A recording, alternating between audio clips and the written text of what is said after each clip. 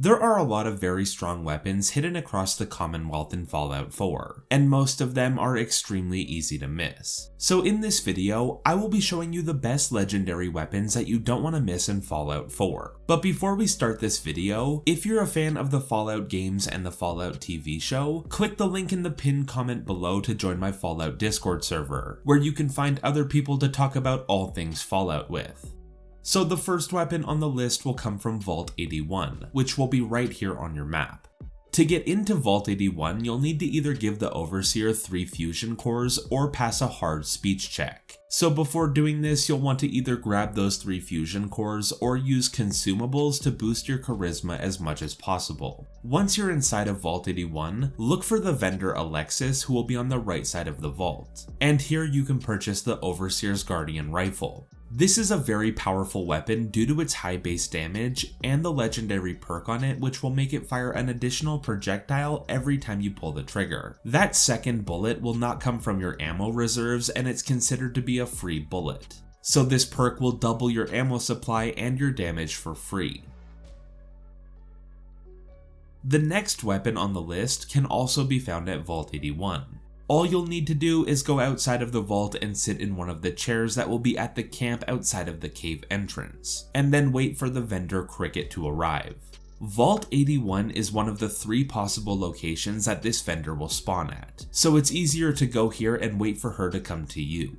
But Cricket will be selling the legendary Spray and Pray SMG. This is another powerful weapon that will come with a suppressor and a drum mag, and the legendary perk on it will make the bullets that are fired from this weapon explode on contact, which will deal 15 damage to all nearby enemies. This will make the weapon melt single enemies and groups of enemies very quickly, and because these bullets will explode and make a pretty large explosion, you don't need to directly hit the enemy. Instead, you could shoot the ground near the enemy and they will still take high amounts of damage. The next weapon on the list is the legendary Adam's Judgement. Now this weapon will come from the nucleus in Far Harbor. When you get here, you'll need to look for Grand Zealot Richter, and then you can talk to him to start the side quest called the Heretic. Now this is a very short and simple side quest, and it will take you less than 15 minutes to complete it. But at the end of this quest, you will be given the legendary Adam's Judgement Super Sledge, which will have a high base damage, and the legendary perk on it will make it do an extra 100 radiation damage per hit, meaning you'll do a lot of damage per hit, making this one of the best melee weapons in the game. The next weapon will also come from the Nucleus location.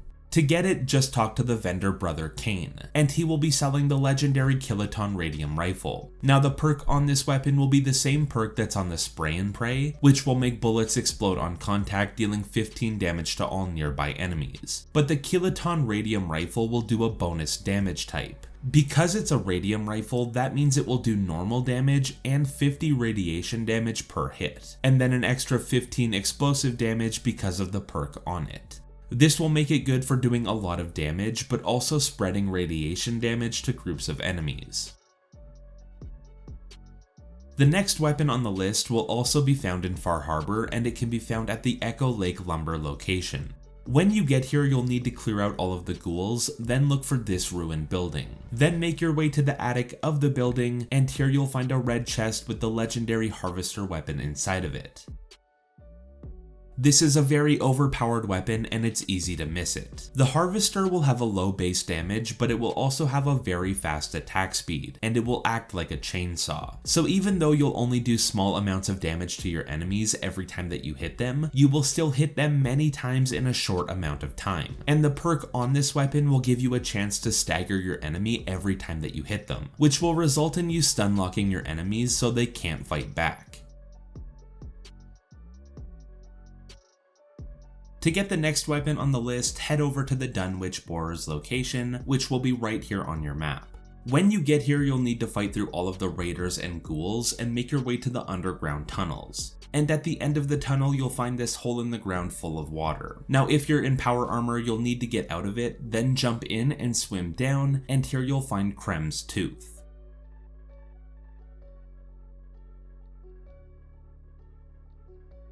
This is a very strong melee weapon as it will do a lot of damage, and the perk on it will apply both a bleed and poison effect to your target, which will do a lot of damage over time to them. The next weapon on the list will be found at Pickman's Gallery. When you get here, you'll need to take out all of the raiders in this gallery and then make your way to the tunnels underneath the gallery. And here you'll find Pickman being held up by a few more raiders. If you defend Pickman, he will give you a key to the safe in the first room of the gallery, and in that safe you'll find the legendary Pickman's Blade. This is an amazing legendary melee weapon as it will have a fast attack speed, and the perk on it will apply a bleed effect to your target, which will do an extra 25 damage to your target. And on top of that, it will come with a stealth blade, which will increase the damage that the weapon does when doing sneak attacks. For the next weapon, you'll need to head over to the Railroad HQ, which will be under the Old North Church. When you get here, you'll meet the Railroad faction and you can agree to work with them. After agreeing to work with the Railroad, you can then talk to Deacon and he will give you a side quest called Tradescraft. Now this is a pretty easy side quest that shouldn't take you too long to complete, but at the end of it you will be given one of the best pistols in the game. That pistol will be the legendary Deliverer. This weapon will have a great starting base damage and it will come with a suppressor. It also uses a very common ammo type, and the perk on this weapon will improve your chances to hit in VATS and also reduce the cost of VATS by 25%.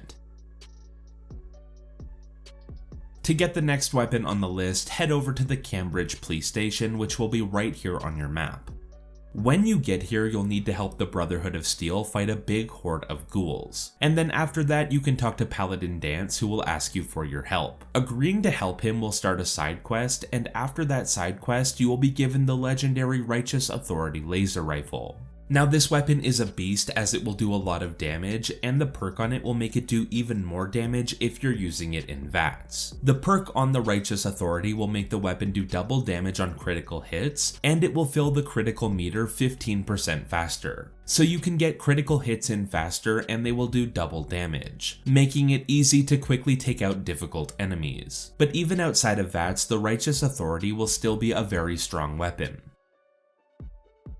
To get the next legendary weapon on the list, you'll need to progress through the Minuteman questline, until reaching the quest called Taking Independence, where you'll reclaim the castle for the Minutemen.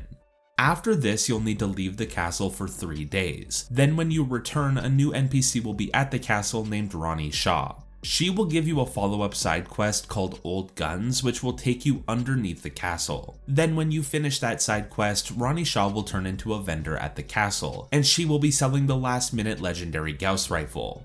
This weapon will have a high base damage, and the perk on it will increase its limb damage by 50%. So by targeting limbs, you'll do a massive amount of damage in one shot. The next weapon will come from the Diamond City Market. When you get here, talk to the vendor Arturo, who will be selling the legendary Big Boy Fat Man.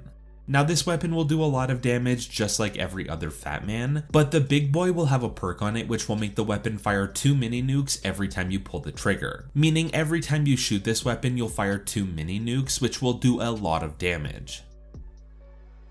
And the final weapons on this list will come from Nuka-World. Now first up, we'll want to go to the Nuka-World market and look for the vendor Aaron. He will be selling the legendary Splatter Cannon Assault Rifle. This is a very good weapon that will come with a drum mag, suppressor, and a scope, but the powerful part of this weapon is the perk on it, which will make the weapon do more and more damage every time you hit the same target. This will make you kill enemies very quickly. There is a free version of this weapon that will come from picking the aggressive dialogue options and passing 3 speech checks when you first talk to Mason in Nuka-World. Doing this will give you the legendary Problem Solver, which will be the same type of weapon with the same perk, it just won't come with any of the weapon mods that are on the Splatter Cannon. So if you miss the Problem Solver, then you'll need to purchase the Splatter Cannon.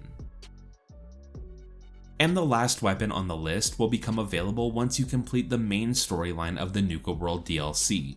After doing this, challengers will appear at the Kolakar Arena. There will be 6 different challengers, and you'll know when a challenger is available at the Kolakar Arena when the Immoral Combat quest is in your quest log. But to get the weapon from this, you'll need to defeat all 6 challengers. The 6th challenger will be a legendary enemy called the Rogue Knight, who will drop the Eternus Gatling laser when you kill them.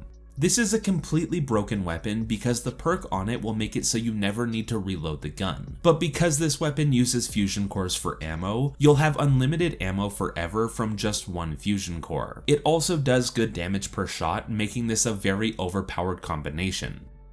And those are a bunch of the best weapons in Fallout 4, but I would love to know which of these are your favorites in the comments below. I hope you enjoyed this video, and thank you for watching.